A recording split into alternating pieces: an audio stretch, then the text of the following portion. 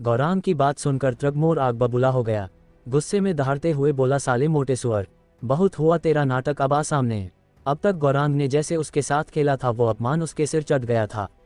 बस एक ही बात उसके दिमाग में घूम रही थी, गौरांग को मारना है चाहे कुछ भी हो जाए। सबको लगा कि अब तो गौरांग फंस गया, पर तभी गौरांग ने अचानक जोर से चिल्लाया और अगले ही पल कुछ अजीब हुआ। त्रगमोर का पूरा शरीर जैसे कांप उठा। एक अदृश्य अनजानी सी ताकत ने उसे जकड़ लिया। वो शक्ति जबरन उसके शरीर के अंदर घुस रही थी, जैसे कोई उसे अंदर से खा रहा हो। आर्यन ने जब ये दृश्य सिस्टम से देखा तो हक्का बक्का रह गया। अरे ये क्या हो रहा है? इसकी एचपी इतनी तेज क्यों घट रही है?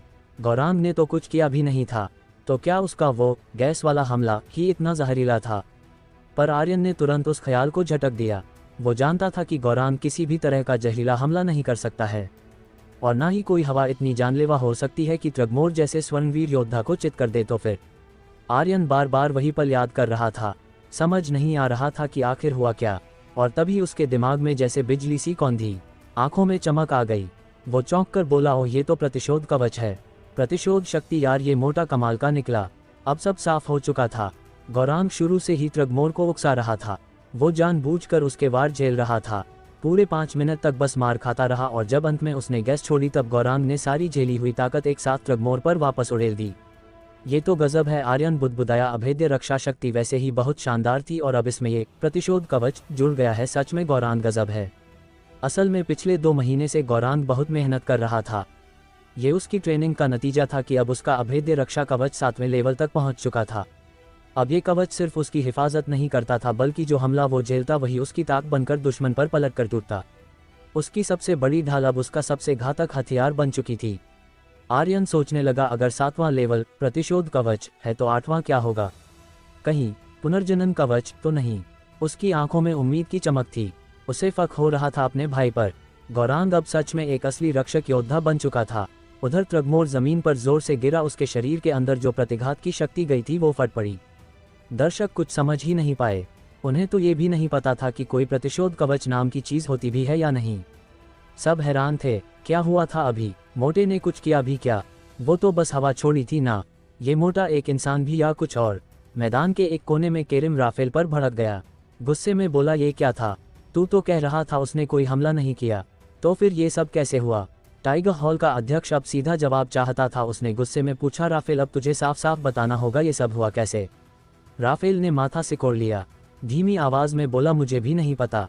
यह मेरी समझ से बाहर है। ये मेरी अपनी रक्षा शक्तियों से बिल्कुल अलग है। मैं खुद नहीं समझ पा रहा कि त्रगमोर को इतनी जबरदस्त चोट कैसे लग गई। अब सोचो, ये बात वो कह रहा था जिसे महाविद्यालय का सबसे ताकतवर रक्षक योद्धा माना जाता था। जब वो नहीं समझ सका तो भला और कौन समझे? असल में प्रतिशोध कवच जैसी कोई चीज इस दुनिया में थी ही नहीं, सिवाय आर्यन के। शायद ही कोई इसका राज जानता हो। गौरांग ने धीरे से पलटकर जमीन पर तड़पते त्रगमोर को देखा। उसकी आंखों में ठंडी सी हंसी थी और होठों पर तिरस्कार भरी मुस्कान। उसने कहा, मजा आया ना? जब मुझे मार रहे थे बहुत बहादुर बन रहे थे ना उस वक्त? कहाँ गई तेरी अल्फा टीम? क्या मुझे मारने आए थे सब? अब देख, खुद को किसी मरे हुए सुअर से भी बुरा हाल है तेरा। गौरांग धीरे धीरे उसकी ओर बढ़ा। हर कदम में आत्मविश्वास था और उसके चेहरे पर घमंड साफ झलक रहा था। जिसने भी मेरे मास्टर के रास्ते में आने की कोशिश की उसका यही हाल होगा। फिर अचानक उसने हवा में जोरदार छलांग मारी और ऊपर से तेज आवाज में चिल्लाया, सभी कान खोलकर सुनो। जो कोई मेरे मास्टर के रास्ते में आएगा वो ऐसे ही मारा जाएगा। अब देखो, मानव धमाका। गौरांग का भारी शरीर ऊपर से सीधा त्रगमोर पर आ गिरा। ऐसा लगा जैसे कोई बड़ा उल्का सीधे जमीन से टकरा गया हो। खून के छींटे चारों तरफ बिखर गए। त्रगमोर का शरीर पूरी तरह कुचल गया था। हड्डियां टूट चुकी थीं, मांस लोथड़े की तरह फट गया। गौरांग उठा। उसने बिना कुछ बोले त्रगमोर के शरीर को एक जोरदार लात मारी। फिर उसने सिर घुमाया और बाकी टीम अल्फा की तरफ देखा। अब तुम लोगों की बारी है, उसने गहरी आवाज में कहा। उसका चेहरा, उसकी चाल और उसकी आंखों में झलकती पागलपन जैसी आभा देखकर बाकी 4 योद्धाओं की रूह कांप गई। उसके पेट से टपकता खून, जमीन पर पड़ी उनके लीडर की लाश और उसकी दहशत से भरी मौजूदगी, ये सब देखकर अल्फा टीम के 4 योद्धा कांप गए। अगले ही पल वो एक झटके में घुटनों पर आकर बोल पड़े, हम हार मानते हैं, कृपया हम हार मानते हैं। पूरा मैदान जैसे हिल उठा। जिस अल्फा टीम के अभी तक किस्से गाए जा रहे थे, जिन्हें सबसे क्रूर लोगों का दर्जा प्राप्त था, बस एक अकेले गौरांग के हाथों हार गए। यहाँ तक कि उनका लीडर तो मारा भी जा चुका था। मैदान में मौजूद लाखों लोगों की आंखों ने आज वो देखा था जो उन्होंने कभी सोचा भी नहीं था। एक मोटा लड़का अकेले ही पूरी अल्फा टीम को चीर गया। लोग हैरान थे, क्या ये वाकई इंसान है? ये सवाल वहां हर किसी के दिल में घूम रहा था। केरिम ने तिरस्कार भरे लहजे में टाइगर हॉल के अध्यक्ष से कहा, तुम्हारी ये टीम भी पहली वाली की तरह ही निकम्मी निकली। टाइगर हॉल के अध्यक्ष का चेहरा गुस्से से तपने लगा, उसके हाथ मुट्ठियों में भिंच गए। उसकी आंखों में आग थी और वो गौरांग को ऐसे घूर रहा था जैसे अभी फाड़ खाएगा। मैदान में अब एक ही नाम गूंज रहा था, पागल दरिंदे, पागल दरिंदे, पागल दरिंदे। लोग पागलों की तरह चीख रहे थे और तालियां पीट रहे थे। एक ही झटके में पागल दरिंदे टीम की ख्याति आसमान छूने लगी थी। गौरांग ने गर्व से सीना ताना, चारों ओर देखा और मुस्कुराया, लड़कियों अब चीखो मेरे लिए। हा हा हा। एस्फीरा अखाड़े के बाहर खड़ी थी, उसने आर्यन की ओर देखा और मन में सोचा, क्या यही है सिंह वंश की असली ताकत? कैसे मिल गया इन्हें ऐसा अनोखा योद्धा जो सारे नियम तोड़ रहा है? लेकिन तभी हवा में कुछ बदल गया। एक खतरनाक और भारी ऊर्जा चारों ओर फैलने लगी। आकाश से तेज रोशनी फूटी और एक जबरदस्त शक्ति आसमान चीरते हुए जमीन पर गिरने लगी। ये कोई और नहीं, टाइगर हॉल के अध्यक्ष का सीधा हमला था। आर्यन की आंखों के सामने अंधेरा सा छा गया। वो तुरंत आगे बढ़ा और चीखा, गौरांग संभल जा। लेकिन मूलवीर की रफ्तार बहुत ज्यादा होती है। आर्यन ने कोशिश की पर तब तक देर हो चुकी थी। गौरांग ने ऊपर देखा, वो ताकतवर शख्स जो गुस्से में आग बन चुका था आसमान से उसके ऊपर गिर रहा था। गौरांग ने तुरंत जमीन पर जोर से पैर पटका और उसके हाथों की मुट्ठियां कस गईं और फिर उसके पूरे शरीर के ऊपर एक पारदर्शी ढाल बन गई, अभेद्य कवच। अब तक चाहे त्रगमोर ने कितनी भी मार मारी हो, गौरांग ने अपनी असली शक्तियां नहीं दिखाई थी। यहाँ तक कि उसने अपना अभेद्य कवच भी नहीं सक्रिय किया था। लेकिन अब सामने था टाइगर हॉल का अध्यक्ष, एक छठे लेवल का मूलवीर। कोई चूक हुई तो सीधा मर सकता था। रुद्रसेन ने जाते वक्त चेतावनी दी थी, चारों हॉल अध्यक्षों से टकराना मत, नहीं तो हार तो होगी ही, जान से भी हाथ धो बैठेगा। लेकिन क्या गौरांग डरने वालों में से था? उसने पूरे जोश से गरज कर कहा, आ जा। अगले ही पल टाइगर हॉल के अध्यक्ष की खतरनाक शक्ति से भरी हथेली सीधी उसके सिर पर जा लगी। मोटू, गौरांग भाई बच के। गौरांग, तिमरा और बाकी साथी जोर से चिल्ला उठे और सब उसकी तरफ भागे। लेकिन टाइगर हॉल के अध्यक्ष की रफ्तार इतनी तेज थी कि कोई कुछ कर ही नहीं पाया, यहाँ तक कि आर्यन भी बस देखता रह गया। उस पल में गौरांग बिल्कुल अकेला था, खुद के भरोसे। मर कमीने। टाइगर हॉल के अध्यक्ष ने गुस्से से दहाड़ते हुए अपना हमला किया। उसकी आंखों में आग थी। अल्फा टीम की हार और त्रगमोर की मौत ने उसका पारा चढ़ा दिया था। ऐसा गुस्सा जो उसने कभी महसूस नहीं किया था। उसने अपनी पूरी शक्ति एक हथेली में भरकर गौरांग के सिर की तरफ झोंक दी। हवा में कड़कती हुई आवाजें गूंजने लगी जैसे शीशा टूट रहा हो, असल में यह आयाम फट रहा था। गौरांग के शरीर पर बना पारदर्शी अभेद्य कवच अब जवाब देने लगा था। लेकिन वो अब भी डटा था। टाइगर हॉल के अध्यक्ष को यकीन नहीं हुआ। यह क्या था? उसकी हथेली की शक्ति तो पहाड़ गिरा सकती थी, फिर भी ये मोटा लड़का अभी तक खड़ा था। वो और भी गुस्से में आ गया।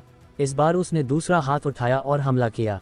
अब देखता हूं तू कितनी देर तक बचता है। बाघ की दहाड़। उसकी आवाज के साथ ही उसके शरीर से खतरनाक शक्ति निकली और एक विशाल बाघ की छवि आकाश में बन गई। पंजे ऊपर से गौरांग पर टूट पड़े। लोग चौंक गए। बाघ शक्ति। टाइगर हॉल के अध्यक्ष ने बाघ शक्ति खोल दी है। अब तो गया ये मोटा। चारों हॉल ग्रीफन, टाइगर, फीनिक्स और सरपेंट यूं ही नाम नहीं थे, उनके पीछे प्राचीन दिव्य जीवों की शक्ति थी।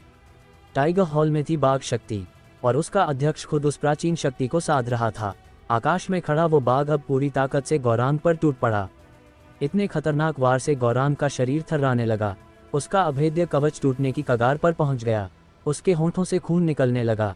चेहरा पीला पड़ गया, लेकिन आंखों में अब भी आग जल रही थी।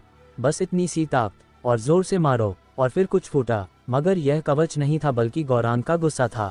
उसका शरीर एकदम फट पड़ा ऊर्जा से, जैसे किसी पहाड़ी झरने की तरह शक्तियां बह निकली हो। टाइगर हॉल के अध्यक्ष को एक झटका लगा। उसके हाथों में झंझनाहट दौड़ गई। वो हवा में पीछे पलटा और जमीन की ओर गिरने लगा। ये गौरांग के अभेद्य कवच का प्रतिकार था। जितनी ताकत से टाइगर हॉल के अध्यक्ष ने हमला किया, उतनी ही ताकत के साथ उस पर हमला हुआ। लेकिन अब गौरांग का कवच बिखर गया था। उसमें अब एक भी वार सहने की शक्ति नहीं बची थी। गौरांग की सांसें तेज चल रही थीं, यहाँ तक कि उसके दिल की धड़कन साफ सुनाई दे रही थी। उसने ऊपर देखा जहाँ से टाइगर हॉल का अध्यक्ष वापस पलटकर उसकी ओर बढ़ रहा था। अब सब खत्म। ये मोटा अब यमराज से मिलने जा रहा है, उसने मन ही मन कहा।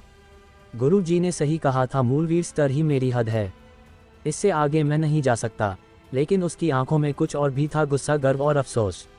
इस मोटे ने बहुत जी लिया। हा। वो मोटा जिसे लोग हमेशा मजाक समझते थे, आज वही लाखों लोगों की आंखों में चौंकाने वाला बन गया था। और यह सब हुआ सिर्फ आर्यन की वजह से। गौरांग ने उस तरफ देखा जहां से आर्यन दौड़ता हुआ आ रहा था। अरे मास्टर कहाँ गए? उस समय जब गौरांग का कवच टूटा, आर्यन वहां पहले से मौजूद था। जैसे ही टाइगर हॉल का अध्यक्ष दूसरी बार वार करने के लिए झपटा, आर्यन ने मन ही मन कहा, सोमसूत्र, फलक, हथेली। वो झट से ऊपर उछला। उसकी दाईं हथेली तेज रोशनी से चमकने लगी, जिससे एक बहुत बड़ी हथेली जैसी आकृति निकलकर सीधे टाइगर हॉल के अध्यक्ष की तरफ गई। उस हथेली से सुनहरी रोशनी निकल रही थी, जैसे नीचे से कोई जलता सूर्य ऊपर की ओर उठ रहा हो। सारा मैदान उस उजाले में डूब गया। लोग उठकर खड़े हो गए और आंखें फाड़कर देखने लगे। ये कौन सी हथेली चाल है? कोई दैवी हथेली है क्या? ये लड़का कोई देवता है क्या? इतनी बड़ी हथेली, ये क्या है यार? किसी को कुछ समझ ही नहीं आया। ऐसी हथेली तकनीक किसी ने ना तो कभी देखी थी ना ही सुनी थी। यहाँ तक कि हलील, जो आर्यन के बारे में लगभग हर चीज़ जानता था, वो भी स्तब्ध था, बल्कि उसकी आंखें तो सबसे ज़्यादा फटी हुई थी। पर यह सिर्फ वही पुरानी फलक हथेली नहीं थी। पिछले 1 महीने से आर्यन दिन रात इसकी ट्रेनिंग कर रहा था। अब ये चाल पहले से कहीं ज़्यादा तेज़, भारी और ख़तरनाक हो गई थी। और अब आर्यन सोमसूत्र के दूसरे स्तर से केवल 1 कदम दूर था। बाघ की शक्ति जैसे ही आसमान से टूटी, आर्यन की हथेली भी ऊपर उठी और दोनों शक्तियां टकरा गईं। अगले ही पल पूरा आकाश गूंज उठा। बिजली सी चमक और सुनहरी रोशनी चारों तरफ फैल गई। टाइगर हॉल के अध्यक्ष के हाथ सुन्न हो गए। उसकी हथेली के जोड़ फट गए, शरीर कांप गया और दिल में एक डर बैठ गया। ये क्या था? ये कैसी शक्ति है? आर्यन की हालत भी कुछ कम नहीं थी। उसकी दोनों हथेली अब भी झंझना रहे थे, हड्डियां चरमरा गईं। लेकिन फिर भी उसका हौसला नहीं टूटा। उसकी आंखों में आग थी। वो चीखा, फिर से आ, मेरे भाई को हाथ लगाकर तो देख। बस एक हॉल अध्यक्ष है और इतनी अकड़, हिम्मत है तो फिर से आ। उसके जिस्म से जैसे बिजली फूट रही थी। हर अंग से एक ही बात निकल रही थी, मैं हूँ इस लड़ाई का असली किंग। सबका मुंह खुला रह गया। पूरी भीड़ चुप हो गई। कोई कुछ बोल नहीं सका। हर कोई उसी लड़के को देख रहा था, जैसे वो इंसान ना हो, कोई दैविक योद्धा हो। टाइगर हॉल का अध्यक्ष नीचे गिरा। उसके पैर डगमगा गए। धीरे धीरे पीछे हटते हुए वह आर्यन को घूरने लगा। उसकी आंखों में अब घमंड नहीं था, बस डर था। उसे जिंदगी में कभी इतनी खतरनाक ताकत महसूस नहीं हुई थी। वो इतनी भारी थी, इतनी ज़बरदस्त कि उसे लगा जैसे वो उसमें डूब जाएगा। उस पल वो 1 कदम भी आगे नहीं बढ़ा सका। आर्यन की ताकत ने उसे पूरी तरह तोड़ दिया था। आर्यन की सांसें तेज चल रही थीं। उसकी आंखों में वो पागलपन साफ दिख रहा था, जो किसी भी हद तक जा सकता था। वो सारे हॉल अध्यक्षों की तरफ देखकर जोर से गरजा, मेरे भाई को हाथ लगाओगे? आ जाओ, जिसको भी खुद पर भरोसा हो। उसकी आवाज़ में इतनी आग थी कि पूरा मैदान जैसे थम गया। आर्यन के अंदर से जो शक्ति उठी वो तूफान बनकर चारों तरफ फैल गई। उसकी मौजूदगी ने हर हॉल अध्यक्ष को जकड़ लिया। कोई हिल भी नहीं पाया। वो वैसा ही था जैसा उसके पूर्वजों की कहानियों में बताया जाता था, ना झुकने वाला ना डरने वाला। उसे पता था कि यह जो थोड़ा वक्त मिला है, इसमें ही उसे सब दांव पर लगाना है। असल में उसके जख्म टाइगर हॉल के अध्यक्ष से भी ज्यादा गहरे थे, बस वो चुपचाप सह रहा था। केरिम का चेहरा हैरानी से भर गया। उसने मन ही मन सोचा, क्या यही है इसकी असली ताकत? हलील के मन में डर बैठ गया। 6 महीने में ये लड़का 9वें स्तर का रक्तवीर बन गया और अब ये सुनहरी हथेली की ताकत। उसके मन में पहले से बनी सारी धारणाएं टूटने लगीं। मैं तो समझ रहा था सिंह परिवार अब खत्म हो चुका है, लेकिन ये लड़का। उसने गुस्से से दांत भींचे। इसने मुझे ऐसी चुनौती दी है जो मैंने कभी सोची भी नहीं थी। अगर ये ऐसे ही बढ़ता रहा तो हमारा स्वर्गसार कुल बर्बाद हो जाएगा। अब उसके दिमाग में बस एक ही बात थी, इस लड़के को कल हर हाल में मारना होगा। वो डर गया था। उसे लगने लगा कि आर्यन को जिंदा नहीं छोड़ा जा सकता। वो बहुत ही खतरनाक था। लेकिन क्या यही आर्यन की असली ताकत थी? कोई नहीं जानता था। पूरा मैदान 1 मिनट तक ऐसे चुप हो गया जैसे वक्त ही रुक गया हो। सबको बस आर्यन की मौजूदगी महसूस हो रही थी। और जब लोगों को होश आया तो वो लंबी सांस लेते हुए बोले, हम तो सांस लेना ही भूल गए थे, ये कितना ताकतवर है। टाइगर हॉल के अध्यक्ष को एक झटके में हरा दिया। यही है असली सिंह वंश की ताकत। क्या दक्षिण तरंग महाद्वीप के सभी लोग ऐसे ही खतरनाक होते हैं? पागल दरिंदे, पागल दरिंदे। जैसे किसी ने बिगुल बजा दिया हो। पूरा मैदान पागल दरिंदे के नारों से गूंजने लगा। अब पागल दरिंदे टीम का नाम हर किसी की जुबान पर था। जो डर था अब वो इज्जत में बदल गया था। भीड़ में खड़ा जग्गा तो खुशी से झूम गया। उसका गला फटने तक वो आर्यन का नाम चिल्लाता रहा। एस्फीरा की नज़रें आर्यन से हट नहीं रही थीं। वो फिर से हैरान थी। उसने मन ही मन कहा, क्या ये तुम्हारी असली ताकत है? इतना गहरा असर। वाकई सिंह परिवार के लोग अलग ही होते हैं। उसे एहसास हुआ कि ये सिर्फ एक हथेली से हमला करने की बात नहीं थी। आर्यन से जो शक्ति निकल रही थी वह लोगों के खून को उबाल रही थी। वो ऐसा लड़का था जो भीड़ के अंदर आग लगा सकता था। तभी अचानक केरिम की तेज आवाज़ गूंजी, जिससे पूरा शोर दब गया। बस बहुत हो गया। सारा मैदान फिर से शांत हो गया। अगर अब किसी ने और शोर मचाया तो उसे मैं खुद सज़ा दूंगा। फिर वो आर्यन की ओर मुड़ा और गरजते हुए बोला, तूने अभी अभी टाइगर हॉल के अध्यक्ष पर हमला किया है, इसलिए पागल दरिंदे टीम के अंक काटे जाएंगे।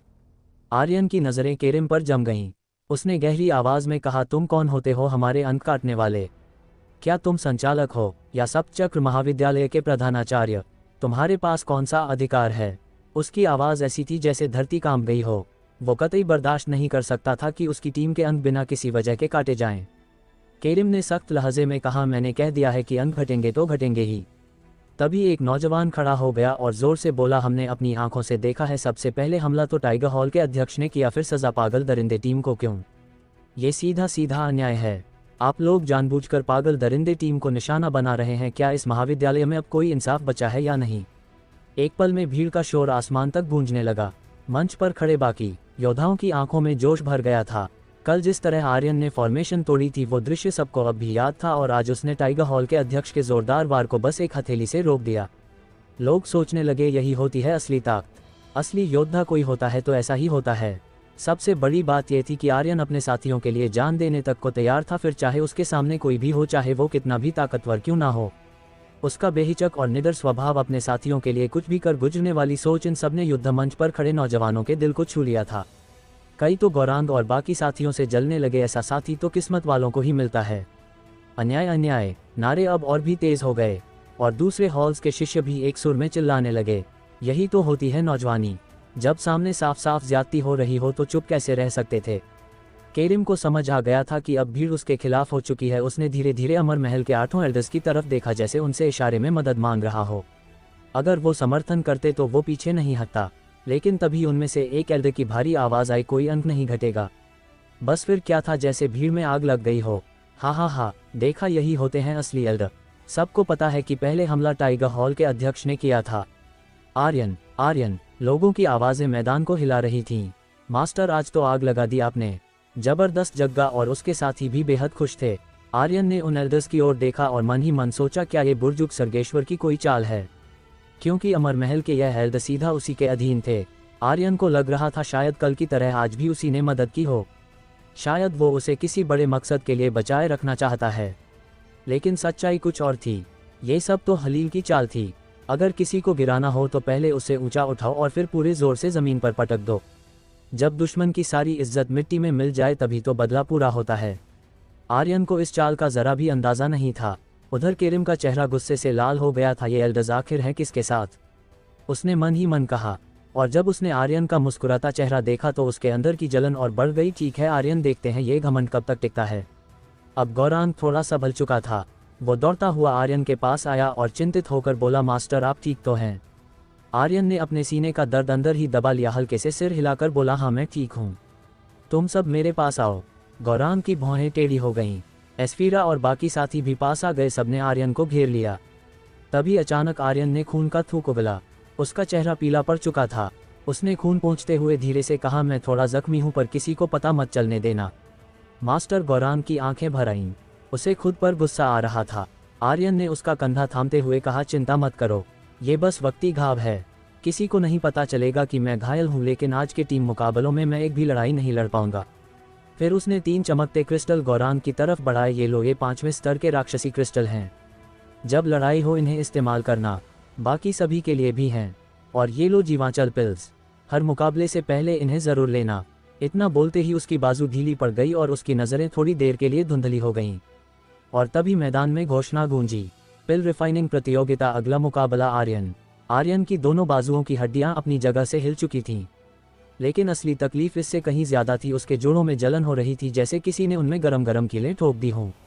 उसकी उंगलियां कांप रही थीं। वो फनेस तक को छू भी नहीं सकता था।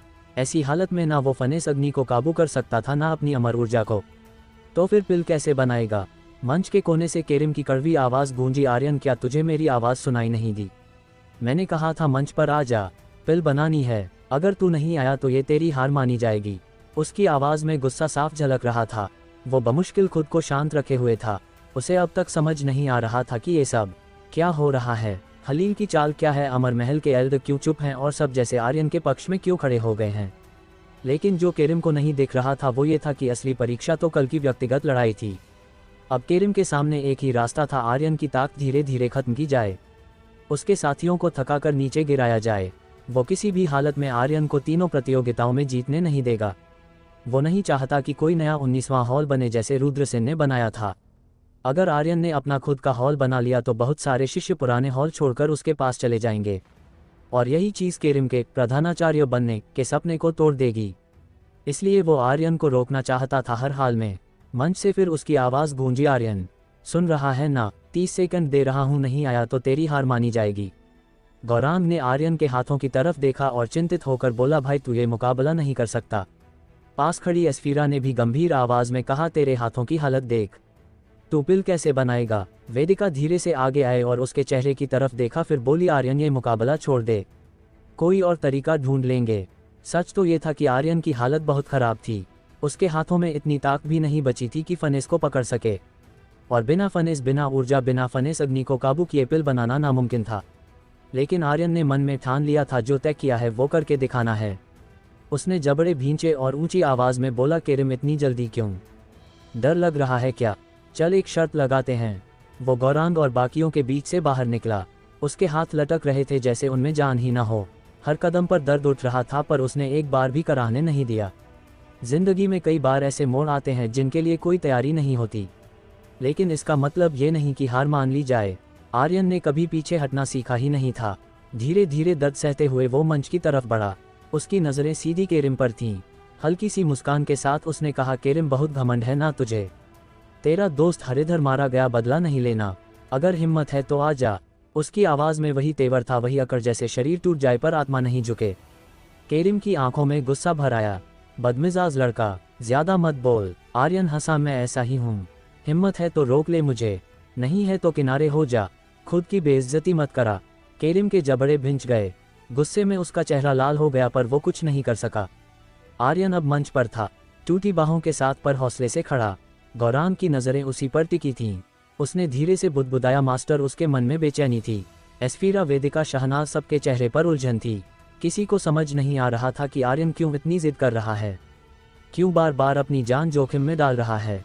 क्या ये सब किसी लालच की वजह से था? नहीं, यह उसके पिता के लिए था, उसकी आत्मा के लिए, अपने साथियों के लिए, अपने सम्मान के लिए और दक्षिण तरंग महाद्वीप की इज्जत के लिए। उसने ये रास्ता खुद चुना था और अब पीछे हटने का सवाल ही नहीं था। मंच पर आर्यन एकदम शांत खड़ा था। सामने मौजूद शिष्य तेजी से पिल बना रहा था। ये हिल क्यों नहीं रहा? अरे इसने तो फनेस तक नहीं निकाला हुआ, क्या है इसे? कल तो इसने हरिधर को हरा दिया था, अब क्या हो गया? चारों तरफ कानाफूसी होने लगी। सबकी नज़रें आर्यन पर टिक गई थीं। किसी को समझ नहीं आ रहा था कि वो खड़ा क्यों है और कुछ कर क्यों नहीं रहा। तभी एक हॉल अध्यक्ष ने आंखें सिकुड़ते हुए धीरे से हंसना शुरू कर दिया। हाहा, इसके हाथ काम ही नहीं कर रहे। दरअसल उसकी नसें सुन्न हो गई थीं। बाहर से भले ही लगे कि वो ठीक है, मगर अंदर से उसकी हालत बहुत ख़राब थी। फिर भी आर्यन ऐसे खड़ा था जैसे कुछ हुआ ही नहीं हो। टाइगर हॉल का अध्यक्ष बोला, अगर इसकी हड्डियां टूटी नहीं हैं तो भी इसकी उंगलियां, कंधे सब जवाब दे चुके हैं। ऐसे में पिल बनाना नामुमकिन है। वहीं पास खड़ा केरिम जोर से चिल्लाया, आर्यन बहुत ऐंठ दिखाता था ना, अब बना के दिखा। पिल टूटी बाहों से कर ले कोशिश। हा, जान की बाजी लगानी है, लगाओ अब। वो पूरी भीड़ के सामने आर्यन की बेइज्जती करने का एक भी मौका नहीं छोड़ना चाहता था। अब सबकी निगाहें आर्यन को घूर रही थी। क्या सच में इसके हाथ टूट गए हैं? तो फिर ये अब तक इतनी अकड़ क्यों दिखा रहा था? पक्का दिखावा कर रहा था, बेवकूफ़ बना रहा था। देखा अब कितना बड़ा खिलाड़ी है। आर्यन चुप था, एकदम शांत। हर ताना, हर हंसी वो सब अनसुना कर रहा था। 3 मिनट बीत चुके थे। दूसरे प्रतियोगी ने मुस्कुराते हुए ऐलान किया, मैंने पिल बना ली। वो पिल बहुत उम्दा नहीं थी, पर इस मुकाबले में एक पिल भी काफ़ी थी आर्यन को हराने के लिए, क्योंकि आर्यन ने अब तक कुछ किया ही नहीं था। तभी अमर महल के एक एल्डर ने गंभीर आवाज़ में कहा, आर्यन तुम्हारे पास अब केवल 3 मिनट बचे हैं। अगर इस समय में तुम पिल नहीं बना पाए तो तुम्हारी हार मानी जाएगी। 3 मिनट, और वो भी इस हालत में। किसी के लिए भी ये नामुमकिन जैसा था। केरिम जोर से हंस पड़ा, बनाओ आर्यन, अब भी दिखाओ अपनी हिम्मत, बना लो अब पिल। कुछ हॉल अध्यक्ष भी हंसते हुए बोले, देखा बहुत बड़ा आया था ये, अब देखो तमाशा। किसी को भी उम्मीद नहीं थी कि वो कुछ कर पाएगा। 3 मिनट में पिल बनाना वैसे भी मुश्किल था, और फिर उसकी जैसी हालत में ये बिल्कुल नामुमकिन था। आर्यन ने गहरी सांस ली, फिर धीरे धीरे अपनी बाहें उठाईं। छट, उसके होंठों से दर्द भरी सांस निकली। उसके कंधों के जोर जैसे जवाब दे चुके थे। लेकिन केरिम, आर्यन की आवाज़ गूंज उठी, मैं तुझसे बस एक सवाल पूछता हूँ, क्या तुझे अपनी जान दांव पर लगाने की हिम्मत है? उसकी आंखें गुस्से से भरी हुई थीं जब वो केरिम की तीखी आत्ममुग्ध मुस्कान को घूर रहा था। उसके भीतर की ज्वाला जैसे फटने को तैयार थी। सभी हॉल अध्यक्षों में केरिम सबसे अहंकारी और नीच था। जहां मौका मिलता वह आर्यन को नीचा दिखाने की हरचंद कोशिश करता। दिखावा पसंद है ना तुझे? तो अब देख कैसे तेरे सामने तेरी ही अकड़ को चूर करता हूँ। आर्यन ने तीसरी बार दोहराया, क्या तुझे अपनी जान की बाजी लगाने की हिम्मत है? इस बार केरिम के चेहरे की रंगत बदल गई। उसकी आंखों में एक पल को डर झलक गया। वो पल भर को पीछे हटा। उसे याद आ गया कि कैसे आर्यन ने पल भर में हरिधर का अंत कर दिया था। वो जानता था जान की बाजी लगाना बेवकूफ़ी होगी, कम से कम पिल रिफाइनिंग के इस मुकाबले में तो नहीं। मगर उसके चेहरे पर झिझक के साथ एक जहरीली मुस्कान उभरी। मैं तुझसे अपनी जान की बाजी क्यों लगाऊं? केवल 2 मिनट बचे हैं, इसमें जान की बात कहाँ से आ गई? तू तो हारने ही वाला है। हाँ, समय धीरे धीरे सरक रहा था। आखिरी 3 मिनटों में 1 और मिनट बीत चुका था। अब बस 2 ही मिनट बचे थे। आर्यन ने व्यंग्य से कहा, मेरे हाथ टूट चुके हैं, 2 मिनट बाकी हैं। फिर भी तुझे मुझसे जान की बाजी लगाने में डर लग रहा है। केरिम, तू सच में एक डरपोक है। पता नहीं एक चूहे जैसी कायरता लेकर तू ग्रीफिन हॉल का अध्यक्ष कैसे बना, और तू प्रधानाचार्य बनने का सपना देखता है। क्या मजाक है? आर्यन शांत था। वो जल्दबाजी में नहीं था। वो जैसे किसी घड़ी की प्रतीक्षा कर रहा था। उसके हाथों में भयानक दर्द था, पर शायद वो किसी भीतरी ऊर्जा को समेट रहा था। केरिम का चेहरा तमतमाया हुआ था। वो चिल्लाया, लड़के, मैं हरिधर नहीं हूँ। मुझे गुस्सा दिलाकर बहकाना मत चाह। आर्यन हंसा। हाँ, तू तो हरिधर जितना भी नहीं, कम से कम उसने मुझसे बाजी लगाने की हिम्मत तो दिखाई थी। और तू एक साजिशी काय पीठ पीछे वार करने वाला।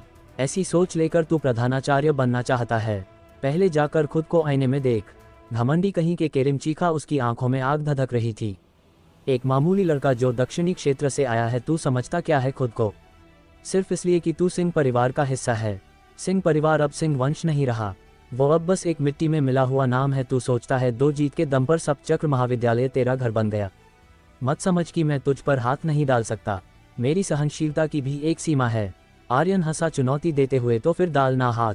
हिम्मत है तो अभी छू मुझे, मैं यहीं खड़ा हूँ। छू के दिखा। वो हद से ज्यादा आत्मविश्वास में था। केरिम ने गहरी सांस ली। अगर मैं तुझे छूता हूँ तो तू कहेगा कि प्रतियोगिता रद्द कर दी जाए। तेरा यही बहाना होगा, है ना? अपने सपनों में मत जी। तेरे पास अब बस 1 मिनट है। देखते हैं अब तू कैसे वो 3 दिव्य अंक हासिल करेगा। हाँ, अब सिर्फ 1 मिनट शेष था। 1 मिनट में कोई भी पिल तैयार करना असंभव था। सभी की निगाहें आर्यन पर थीं। उनमें से ज्यादातर को लगा आर्यन हार मान चुका है। यहाँ तक कि एस्फीरा और दूसरे साथी भी यही सोचने लगे थे। गौरांग की आवाज़ चिंतित थी, भाई कोई मूर्खता मत करना। केवल वही था जो जानता था कि आर्यन उस तरह का नहीं है जो हार मान ले। अगर वो संतुष्ट नहीं होता तो आखिरी दम तक लड़ेगा। आर्यन की आंखों में बिजली सी कौंधी। वो बोला, हंसी आ रही है तुझे?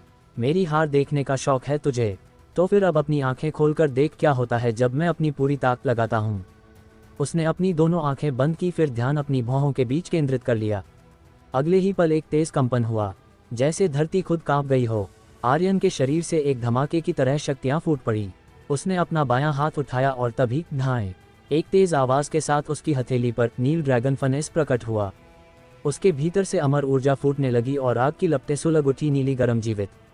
आर्यन की सांसें लड़खड़ा गईं। उसका सीना भारी होने लगा, उसकी देह कांप उठी और हाथ जैसे अपनी हद की सीमा पर खड़े हों लेकिन फिर भी झुके नहीं। 1 मिनट, बस 1 मिनट चाहिए मुझे, आर्यन ने दांत भींचते हुए कहा। फिर अपना दायां हाथ ऊपर उठाया और आसमान की तरफ जोर से चिल्लाया, आ। उसने सारी जड़ी बूटियां केवल हाथ के इशारे भर से फनेस में डाल दी। जल्द ही सार भी बहकर निकलने लगा। आर्यन का पूरा ध्यान उस पिल पर टिक गया। वो हर अपवित्र तत्व को बाहर निकाल रहा था। उसके माथे से पसीने की बूंदें टपकने लगीं। पीठ पसीने से पूरी तरह भीग चुकी थी। शुरू में उसकी बाह हल्की सी कांपी थी मगर फिर बिल्कुल स्थिर हो गई। अब उसकी बाजू किसी आम इंसान जैसी ही लग रही थी, बिल्कुल ठीक। क्या सच में उसका हाथ ठीक है? तो फिर अब तक पिल क्यों नहीं बनाए? कहीं ये सब नाटक तो नहीं, सिर्फ केरिम की बेइज्जती करने के लिए? क्या 1 मिनट में पिल बनाना भी मुमकिन है? ये लड़का पागल है क्या? ये कैसे कर सकता है कोई? चारों ओर कानाफूसी शुरू हो गई। सबकी नज़र आर्यन पर टिक गई थी। केरिम का चेहरा सख्त हो गया। उसने मन में सोचा, इस लड़के को लगता है वो मुझे बेवकूफ़ बना सकता है। अच्छा ही हुआ मैंने इसकी शर्त नहीं मानी। अब तो सिर्फ 20 सेकंड बचे हैं। ये पिल तैयार ही नहीं कर पाएगा। इसकी हार तय है। उसे अब भी समझ नहीं आ रहा था कि आर्यन का हाथ सच में ठीक है या वो सिर्फ दिखावा कर रहा है। लेकिन एक बात साफ थी, आर्यन मुश्किल में है। घड़ी की सुई धीरे धीरे आखिरी सेकंड्स की ओर बढ़ रही थी। आर्यन की दहाड़ फिर से गूंजी। उसके चारों ओर अमर ऊर्जा की लपटें और तेज हो गईं। नील ड्रैगन फनेस पूरे जोर से जल रहा था। पिल का मेल अब अपने आखिरी चरण में था। 5, 4, अमर महल के एक एल्डर ने गिनना शुरू कर दिया। 3 सेकंड बाकी हैं।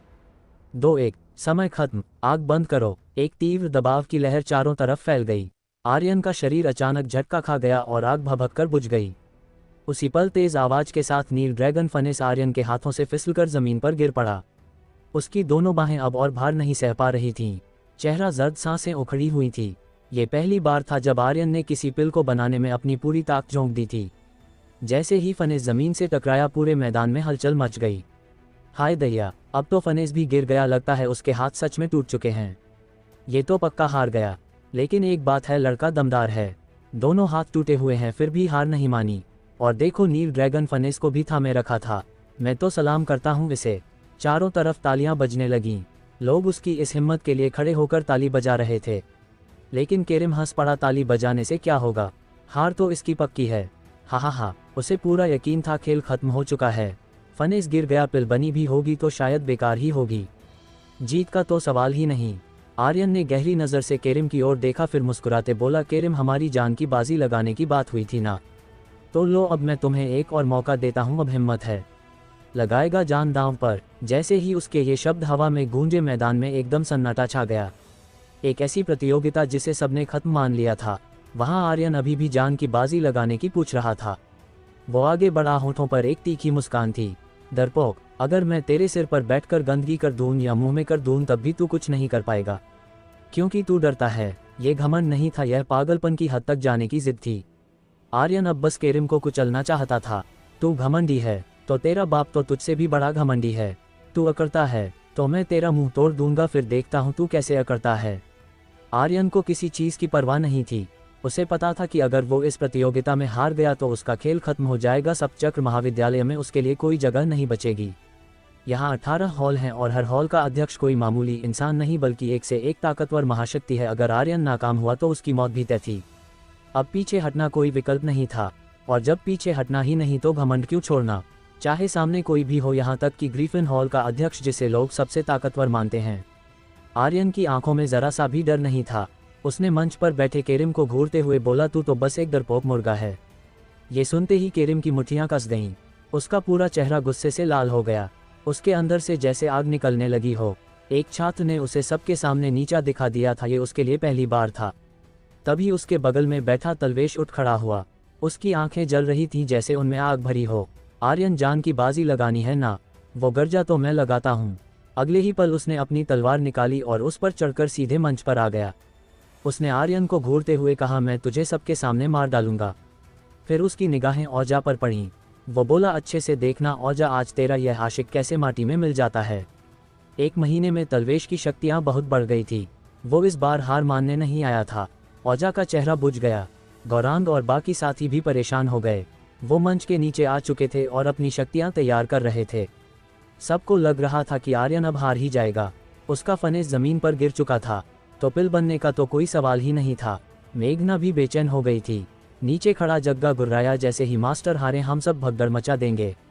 ठीक है, उसके साथियों ने भी हामी भरी, लेकिन उनके चेहरों पर भी डर था।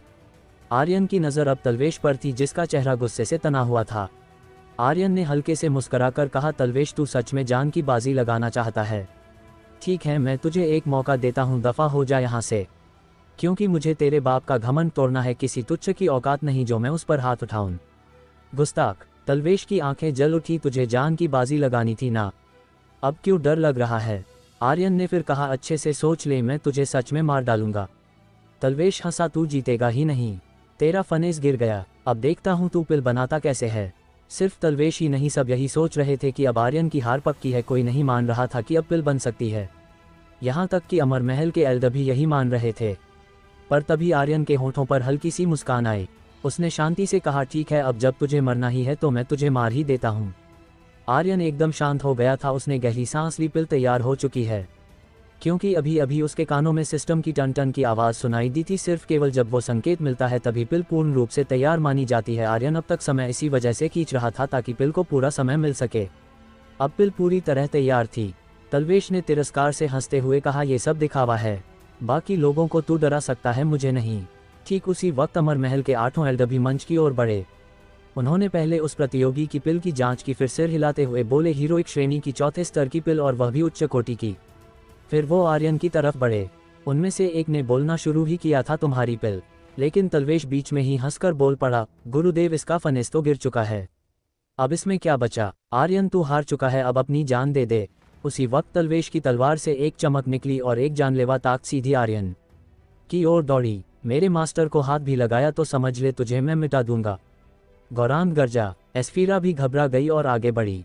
सबका दिल जोर जोर से धड़कने लगा। हालांकि आर्यन ने तलवेश की तरफ देखा तक नहीं।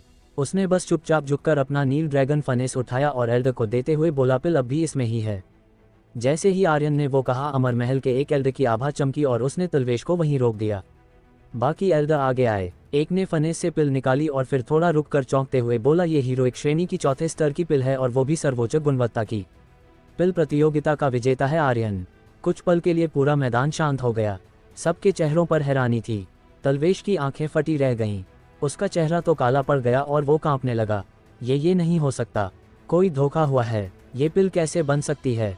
फनेस तो गिर चुका था। 1 मिनट में कोई ऐसी हीरोइक श्रेणी की पिल नहीं बना सकता। मैं ये नहीं मानता, तुम सब आर्यन के साथ मिले हुए हैं। उसने अमर महल के एल्डरों की ओर घूर कर कहा, तुम सब पक्षपात कर रहे हो। उसका फनेस गिर चुका था, ये सब झूठ है। एक एल्डर ने ठंडे स्वर में कहा, क्या तू हमारी बात पर शक कर रहा है? उसकी आवाज़ बिजली की तरह गूंजी। तलवेश का चेहरा फीका पड़ गया। वो घबरा गया और जल्दी से हकलाते हुए बोला, नहीं एल्डर, मैं तो बस कहना चाह रहा था कि ये कैसे हुआ समझ नहीं आ रहा। फनेस के गिरने के बावजूद पिल कैसे खराब नहीं हुई? वो सभी एल्डर खुद भी थोड़े हैरान थे। लेकिन सच तो सच था, मानो या ना मानो। तभी जब तलवेश उस एल्डर की आभा में जकड़ा हुआ था, आर्यन के अंदर गूंज उठी सोलस्टम तकनीक सक्रिय। उसके शरीर के भीतर एक विस्फोट जैसी शक्ति फूटने लगी। उसका दायां हाथ उठा ड्रैगन स्लेयर। 1,03,000 किलो वजनी ब्लेड उसकी हथेली में आ गई। हाथ कांप उठा और दर्द की लहर उसके बाजू से होकर गुजरी। लेकिन आर्यन नहीं रुका। उसने दोनों हाथों से ब्लेड पकड़ी और सीधे तलवेश के सिर की तरफ वार किया। अब तेरा खेल खत्म। पीछे से केरिम की तेज आवाज गूंजी, आर्यन रुक जा। उसकी आभा का असर इतना था कि लग रहा था आसमान भी कांप उठेगा। वो 7वें स्तर का मूलवीर था, ऐसा योद्धा जिसकी मौजूदगी भर ही लोगों को झुका सकती थी। मगर उसे अंदाजा भी नहीं था कि आर्यन बिना किसी की परवाह किए अचानक हमला कर देगा। आर्यन की आवाज़ में ठंडा गुस्सा था, रुक जाऊं? हाँ, जो हार गया उसे मरना ही होगा। उसकी चाल जरा भी नहीं थमी। उसने पूरी ताकत से वार किया। ब्लेड हवा को चीरती हुई नीचे गिरी। तलवेश उस समय अमर महल के एल्डर की शक्तियों से पूरी तरह दबा हुआ था। उसकी ताकत, रफ्तार सब जैसे गायब हो चुके थे। वो अब किसी आम इंसान से भी कमज़ोर था। जैसे ही ब्लेड उसकी तरफ बढ़ी, उसका चेहरा डर से सफ़ेद पड़ गया। उसने जोर से चीख मारी, आ। एक ही वार में उसका सिर कटकर गिर पड़ा। धड़ से खून फव्वारे की तरह निकलने लगा। आर्यन के चेहरे पर भी खून की कुछ बूंदें आ गिरीं। पूरा मैदान हिल उठा। दूर मंच पर खड़ा केरिम कांपने लगा। उसकी आंखें सुन्न हो गईं और दिल में ऐसा गुस्सा उठा कि उसका पूरा शरीर जलता हुआ महसूस होने लगा। बेटे का सिर कटते ही जैसे उसके अंदर की सारी हदें टूट गईं। वो पागलों की तरह चीखा, हरामजादे, तुझे जिंदा नहीं छोड़ूंगा। और तभी जोरदार धमाका हुआ। केरिम की शक्तियां जैसे एक बवंडर बन गई हो। वो एक छलांग में आसमान में जा पहुंचा। उसके शरीर से सुनहरी चमक निकल रही थी। यह उसकी साधारण शक्तियां नहीं थी, ये उसकी असली शक्ति थी। उसकी आंखें अब काले गड्ढों जैसी लग रही थीं। चेहरा डरावना हो गया था, जैसे किसी राक्षस में बदल गया हो। वो अब होश में नहीं था। मर। उसकी आवाज़ बर्फ सी ठंडी थी। उसके साथ ही आसमान से जबरदस्त दबाव टूटा और आर्यन की तरफ आया। मास्टर संभलिए। आर्यन, पीछे हटो। आर्यन। एस्फीरा और बाकी लोग मंच की तरफ दौड़ पड़े। वहीं जग्गा भी उठ खड़ा हुआ और गरज पड़ा, भाइयों चलो। पर आर्यन के चेहरे पर ना कोई डर था ना तैयारी। वो बस ऊपर देखता हुआ बोला, एल्डर, क्या मुझे आपकी सुरक्षा नहीं मिलनी चाहिए? अमर महल के 8 एल्डर उसे देख रहे थे। एक पल के लिए माहौल बिल्कुल शांत हो गया। फिर एक एल्डर ने आंखें खोलीं। उसकी भौहों के बीच से एक रोशनी निकली और उसने भारी आवाज में कहा, बस करो। उसके शरीर से ऐसी शक्ति निकली जैसे कोई बहुत पुराना दैत्य गरजा हो। उस एक झटके ने केरिम की पूरी शक्ति को खत्म कर दिया। धड़ाम। केरिम जमीन पर गिर पड़ा। ये एक स्वर्गवीर की शक्ति थी। भला केरिम जैसा एक 7वें लेवल का मूलवीर उसके सामने कैसे टिकता? अगर एल्डर चाहते तो उसे एक ही पल में खत्म कर सकते थे। आर्यन अंदर तक कांप गया। भाड़ में जाए, ये लोग तो सच में राक्षस हैं। पहले उसे एहसास नहीं था, लेकिन अब उसे साफ दिख गया कि चाहे वह कितना भी शक्तिशाली बन जाए, वो केवल एक 9वें स्तर के मूलवीर से ही लड़ पाएगा। लेकिन अमर महल के ये स्वर्गवीर, उनके सामने उसका टिकना नामुमकिन था। वो उसे एक पल में मिटा सकते थे। उसका सीना कस गया। ये लोग बहुत ज़्यादा शक्तिशाली हैं, मेरे पास सोमसूत्र और सुपर सोल मोड जैसी तकनीकें हैं, लेकिन मेरा स्तर अभी इतना नहीं कि मैं उनकी पूरी शक्तियों को निकाल सकूं। उसने गहरी सांस ली। और अगर ये सिर्फ एल्डर हैं तो फिर बुर्जुग सर्गेश्वर कितना ताकतवर होगा। और जो लोग सदियों से साधना में लीन हैं उनकी शक्ति तो सोच से भी परे होगी। ये सोचते ही उसकी रीढ़ में सिहरन दौड़ गई। मैं अभी भी बहुत कमज़ोर हूँ, मुझे और ताकतवर बनना होगा। उसकी मुट्ठियाँ कस गईं। तभी वो एल्डर जो मंच पर खड़ा था धीरे धीरे चलकर केरिम के पास गया। उसकी हथेली से एक रोशनी निकली जिसने केरिम के अंदर फैली राक्षसी ताकत को शुद्ध कर दिया। फिर उसने एक ठंडी लेकिन साफ आवाज़ में कहा, नावेद की योजना में बाधा मत बनो, नहीं तो तुम्हारा भी वही हाल होगा। ये शब्द जैसे पत्थर पर लिखे गए हों, ना कोई बहस ना कोई रहम, सिर्फ आदेश थे। कुछ देर बाद उस एल्डर ने धीरे से कहा, प्रतियोगिता खत्म होने के बाद अगर तुम्हारे बेटे की मौत को ध्यान में रखें तो हो सकता है हम तुम्हें प्रधानाचार्य की उपाधि दे दें, लेकिन इसकी एक शर्त है, तुम्हें हमारी बात पूरी तरह माननी होगी बिना कोई सवाल किए, समझे? इतना कहकर वो एल्डर पलटा और वहां से चला गया। उसने क्या कहा किसी को कुछ सुनाई नहीं दिया, लेकिन आर्यन को ऐसा लगा जैसे उन 8 एल्डर्स के चेहरे थोड़े अजीब से हो गए हों। खासकर जब उसने उनसे कहा था कि वो उसकी रक्षा करें, उनके हाव भाव में कुछ बनावटी सा था, जैसे ज़बरदस्ती मान लिया हो। आर्यन के मन में शक उठने लगा, क्या इन्हें बुर्जुग सर्गेश्वर ने मेरी हिफाजत के लिए भेजा है? लेकिन फिर उसने खुद को टोका, भाड़ में जाए, अब ज़्यादा सोचने का मन नहीं है। और तभी डर का नाटक करते हुए उसने सिर झुका लिया और बोला, आपकी दया से ही मैं अब तक जिंदा हूँ, आप सबका बहुत बहुत धन्यवाद। बोलते हुए उसने झट से उनके हाथ पकड़ लिए और फिर से दोहराया, बहुत बहुत शुक्रिया। उसी वक्त उसने चुपचाप अपनी सर्पिल चोर स्किल सक्रिय कर दी।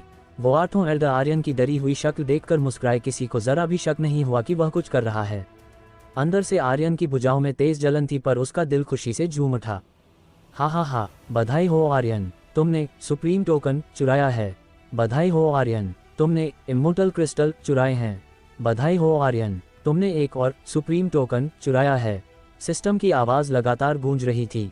उन 8 एल्डर्स से उसने 4 सुप्रीम टोकन और दर्जन भर से ज़्यादा इमोर्टल क्रिस्टल चुरा लिए थे। फिर वह तुरंत 18 स्तरीय नर्क से जुड़ गया और मन ही मन बोला, दानुज अब समय आ गया है, सारी सील जंजीरें तोड़ दो।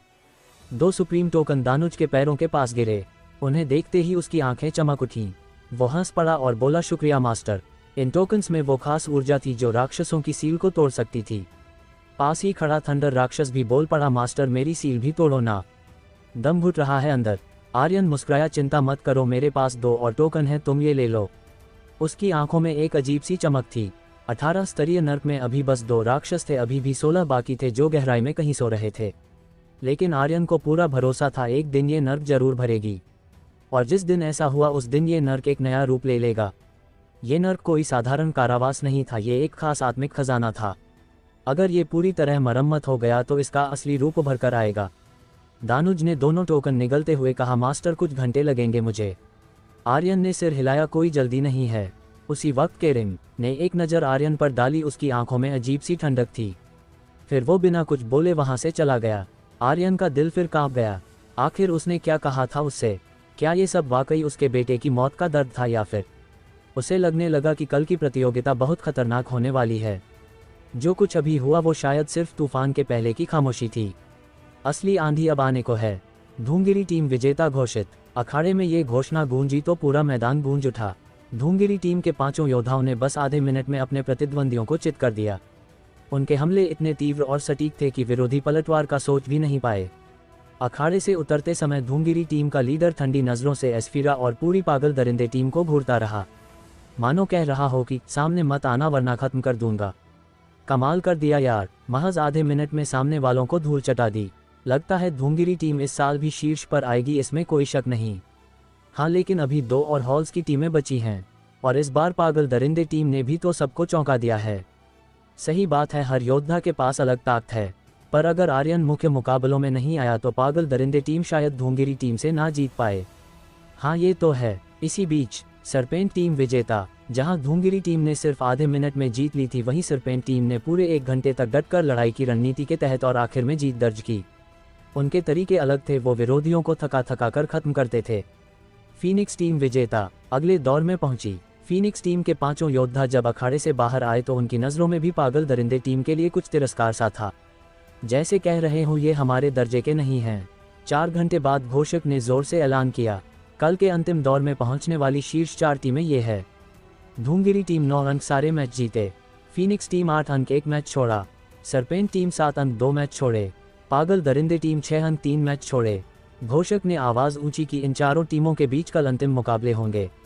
असल में ये जो 3 मुकाबले पागल दरिंदे टीम ने नहीं खेले वो आर्यन की योजना का एक हिस्सा था। उसने जानबूझकर धूमगिरी, फीनिक्स और सरपेंट टीम तीनों से भिड़ने से अभी परहेज किया।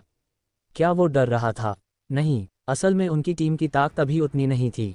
गौरांग का अभेद्य कवच जो टूट गया था अभी पूरी तरह से हील नहीं हुआ था। आर्यन को बस इतना चाहिए था कि वो अंतिम दौर तक पहुंचे, जो वो अब पहुंच चुके थे।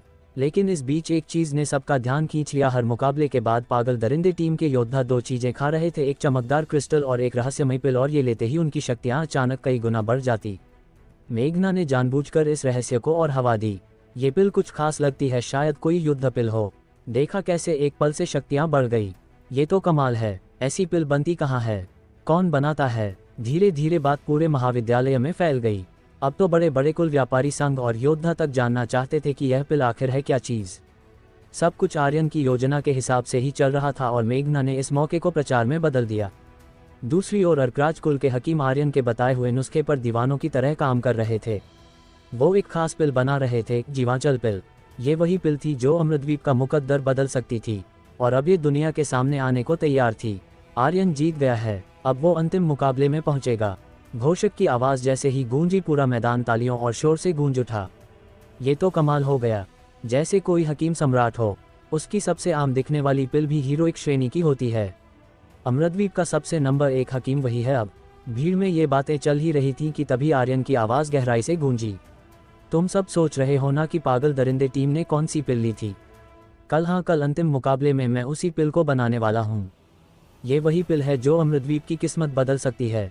तैयार रहना, देखना जरूर। इतना बोलकर वो चुप हो गया। कुछ बातें रहस्य में रखना जरूरी था ताकि लोग सोचते रहें, अंदाज़ा लगाते रहें। एक पिल जो पूरे महाद्वीप की किस्मत बदल दे। ये बात सुनते ही कई हकीम हंसने लगे। उन्हें ये बात मजाक जैसी लगी। अरे भाई, नवम ड्रैगन पिल को मात देने वाली वो सर्वोच्च पिल भी दुनिया नहीं बदल पाई तो भला ये क्या कर लेगी? किसी ने कहा। लेकिन जो भी हो, आर्यन की यह बात जंगल की आग की तरह फैल गई। हर तरफ बस एक ही बात चल रही थी कि वो पिल क्या है। सप्तचक्र महाविद्यालय के शिष्य, नक्षत्र नगर के नागरिक, यहाँ तक कि पूरे अमृतद्वीप में हर कोई इसी चर्चा में था कि कल आर्यन कौन सी पिल बनाएगा। दिन खत्म होते ही मेघना और बाकी लोग नक्षत्र नगर लौटने लगे। रास्ते में जब वो पहाड़ी से नीचे उतर रहे थे तो आर्यन ने पूछा, दीदी, जीवांचल पिल की तैयारी कैसी चल रही है? मेघना ने धीरे से कहा, सब कुछ वैसे ही चल रहा है जैसे तुमने सोचना था। आर्यन ने सिर हिलाया, अच्छा है, कल के मुकाबले के लिए तुम लोग यहीं रहो। फिर उसने एजकांत की तरफ देखा, चाचा, कल मुकाबला खत्म होते ही स्वर्गसार कुल हमला जरूर करेगा। तुम लोग यहीं रुककर शिवगिरी संघ की रक्षा करना, अगर कोई हाथ बढ़ाए तो उसका हाथ काट देना। एजकांत ने सिर झुकाया, ठीक है। आर्यन जानता था स्वर्गसार कुल कभी सामने से वार नहीं करता, वो हमेशा छिपकर हमला करते हैं, और यह भी कि चाहे कल नतीजा कुछ भी रहे वो हमला जरूर करेंगे। तो एक भी चूक नहीं होनी चाहिए। इस बार आर्यन उन्हें जड़ से मिटाना चाहता था और एक चीज़ वो हर हाल में चाहता था, स्वर्ग विच्छेदक कुल्हाड़ी। तभी आरू ने धीरे से कहा, भाई आर्यन, अपना ख्याल रखना। आर्यन ने मुस्कुराकर उसके सिर पर हाथ फेरा, आरू, चिंता मत कर, जब तक मैं हूँ कुछ नहीं होगा। जब ये सारी उलझनें निपटा लूँगा तो तेरी आंखों का इलाज करवाऊंगा। ये वादा आर्यन ने एजकांत से किया था।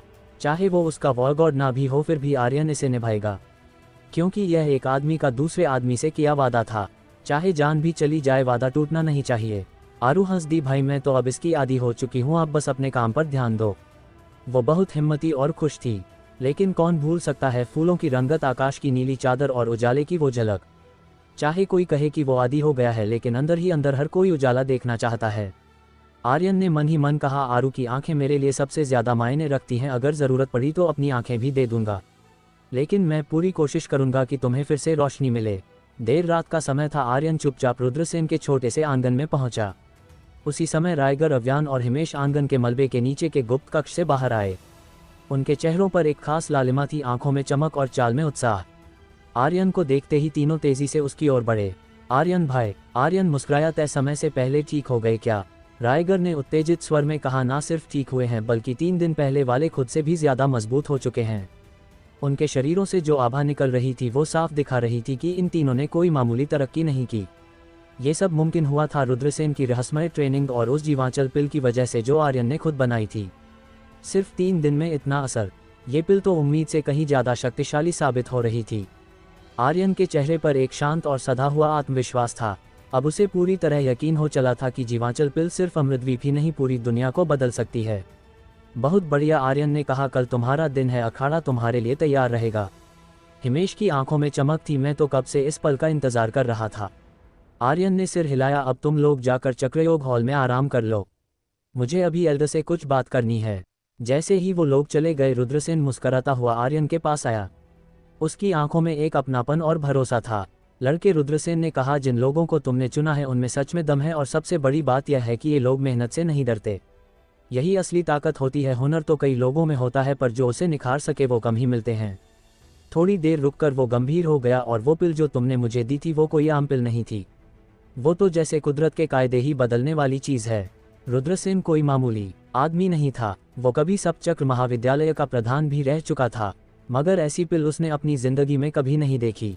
वो शरीर ही नहीं, आत्मा और चेतना को भी मजबूत बनाती थी, और किसी भी योद्धा की जिंदगी पूरी तरह से बदल सकती थी। आर्यन बस चुपचाप उसकी बातें सुन रहा था। उसे पिल के सभी गुणों के बारे में अंदाजा था, पर वो खुद इस पिल का पूरा असर नहीं देख पाया था, क्योंकि उसका शरीर सामान्य लोगों जैसा नहीं था। वो वैसे ट्रेनिंग भी नहीं कर सकता था। हालांकि राइगर और बाकी लोगों पर जो असर दिखा उसने आर्यन को हैरान कर दिया था।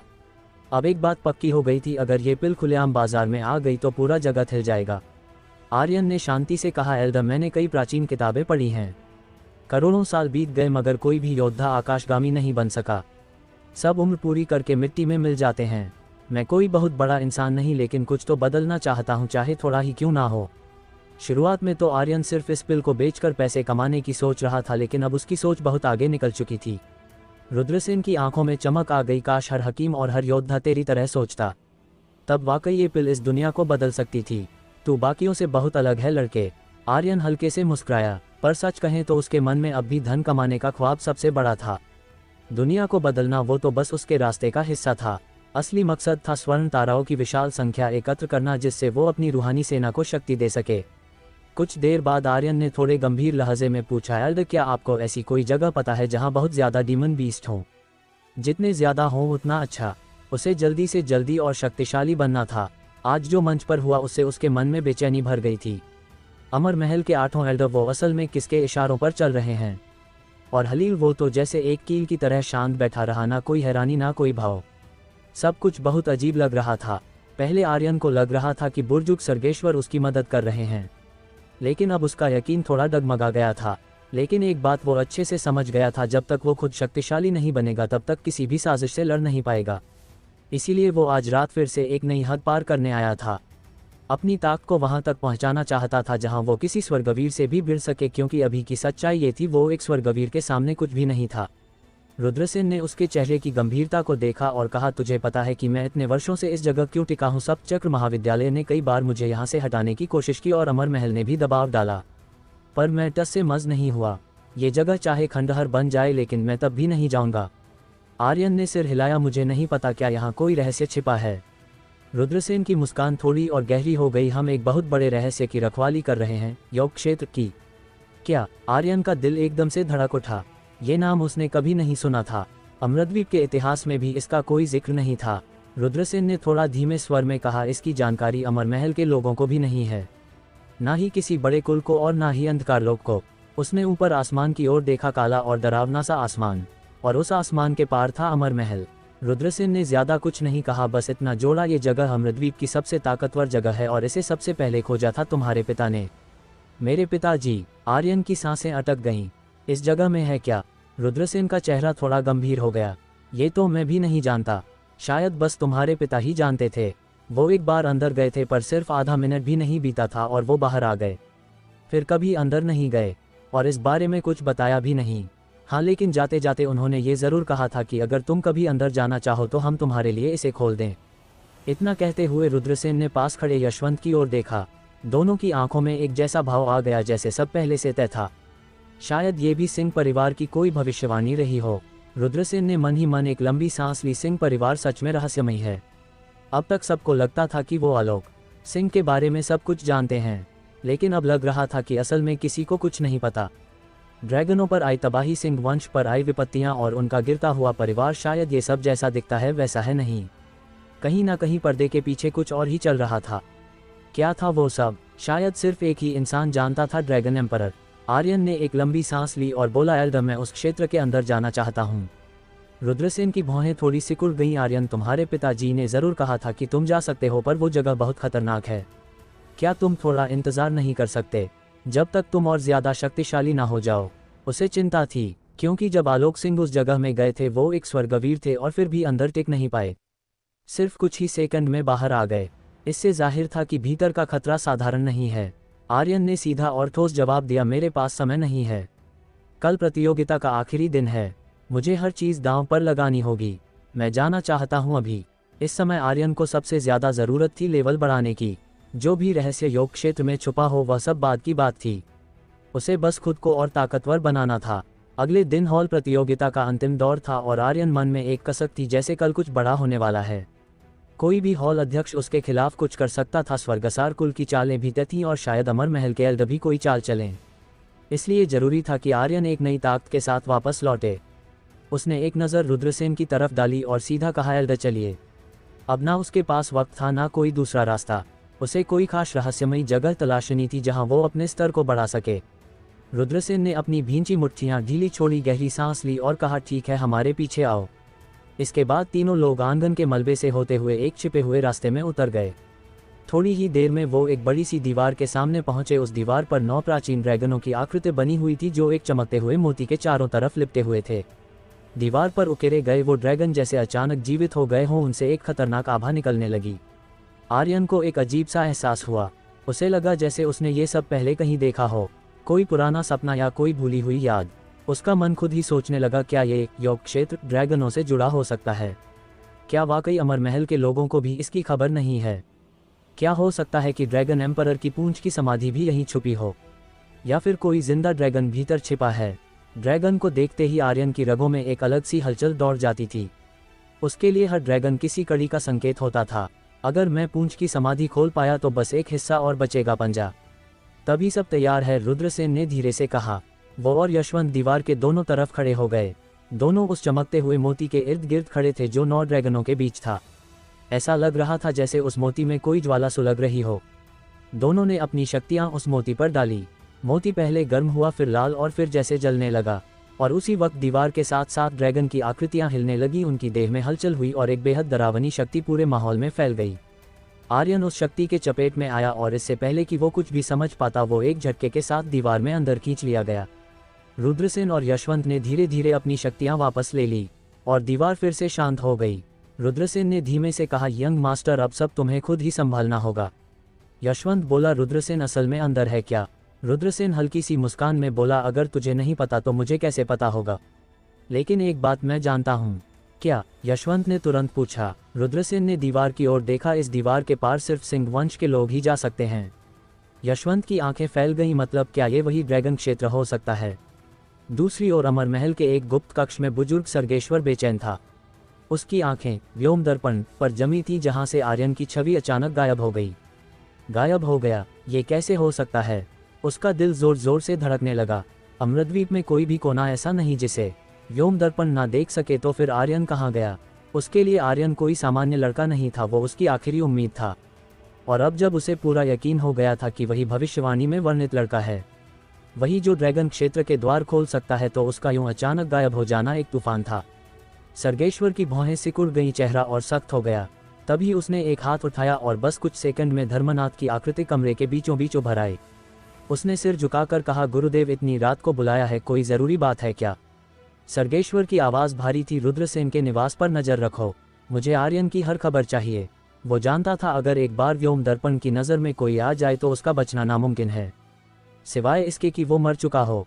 लेकिन नहीं, आर्यन मर नहीं सकता, कम से कम अभी तो नहीं। इतने सालों की मेहनत और इंतज़ार के बाद वो अब ड्रैगन क्षेत्र के बिल्कुल करीब था। अगर उसे अभी कुछ हो गया तो सिर्फ आर्यन का नहीं, उसका भी सब कुछ खत्म हो जाएगा।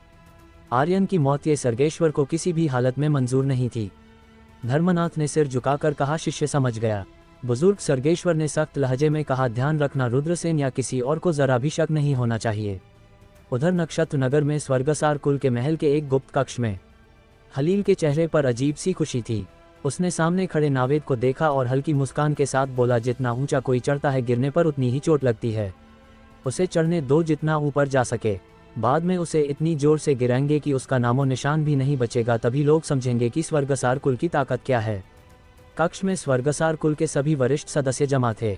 नावेद काले चोगे में लिपटा हुआ खड़ा था। वो कल अमर महल से आने वाला था, लेकिन वो आज ही निकल आया था। उसने गुस्से से कहा, हलील चाचा, इस बार अखाड़े में उस आर्यन को मैं पूरी तरह रौंद दूंगा। जो अपमान उसने किया है उसका जवाब उसे मिलेगा, ये मेरा वादा है। कमरे में ठहाके गूंज उठे। एक बुजुर्ग सदस्य ने पूछा, यंग मास्टर, आपकी शक्ति अब हमारी समझ से बाहर है। क्या आपने मूलवीर स्तर को पार कर लिया है? सभी नावेद की ओर देखने लगे। कोई भी उसकी ऊर्जा को महसूस नहीं कर पा रहा था। या तो उसके पास कोई बहुत ही विशेष आत्मिक रक्षा वाला खजाना था, या फिर उसकी शक्ति इतनी ऊंची हो चुकी थी कि वहां मौजूद लोग उसका अंदाजा तक नहीं लगा पा रहे थे। नावेद ने हल्की मुस्कान दी और कहा, कल सब पता चल जाएगा। उसकी आंखों में नफरत की चमक थी। आर्यन, अब तुझे खत्म करके ही दम लूंगा। तभी एक और सदस्य ने पूछा, कुलपति, क्या हमें शिवगिरी संघ के खिलाफ भी कुछ करना चाहिए? पिछले कुछ वक्त में शिवगिरी संघ दोबारा तेजी से उभर रहा था, खासकर हॉल प्रतियोगिता में प्रचार की वजह से। हलील ने बिना भाव के कहा, नहीं, आर्यन के मरते ही शिवगिरी संघ अपने आप खत्म हो जाएगा। एक और व्यक्ति ने कहा, लेकिन जो दिव्य पिल उसने बनाई थी। हलील हंस पड़ा, अगर बनाने वाला ही मर जाए तो उसकी बनाई सारी चीजें भी बेकार हो जाती है। क्या कहा था उसने कि पिल से दुनिया बदलना चाहता है? पहले अपनी जान तो बचा ले। फिर पूरा कमरा ठहाकों से गूंज उठा। स्वर्गसार कुल को शिवगिरी संघ से कोई डर नहीं था, क्योंकि उनके लिए सब आर्यन ही था। अगर वो मर गया तो उसकी बनाई हर चीज, हर संगठन, हर प्रभाव अपने आप ध्वस्त हो जाएगा। कोई भी स्वर्गसार कुल के आगे टिक नहीं सकेगा। हलील ने जब से नावेद की नई शक्तियों को देखा था, तब से उसके मन में यह निश्चय और गहरा हो गया था। कल आर्यन का अंत है, और कहीं दूर नक्षत्र नगर की सीमाओं से परे योग क्षेत्र के भीतर। तो व्यूवर्स, आपको को क्या लगता है, क्या होगा इस नॉवल में आगे? ये जानने के लिए सुनते रहिए स्पिरिट वर्ल्ड के अगले चैप्टर सिर्फ और सिर्फ हमारे चैनल रोज बस पर। और हाँ, अगर चैप्टर पसंद आया हो तो लाइक और कमेंट जरूर कर देना। इससे मुझे भी अगले चैप्टर्स को अपलोड करने में मज़ा आता है। धन्यवाद।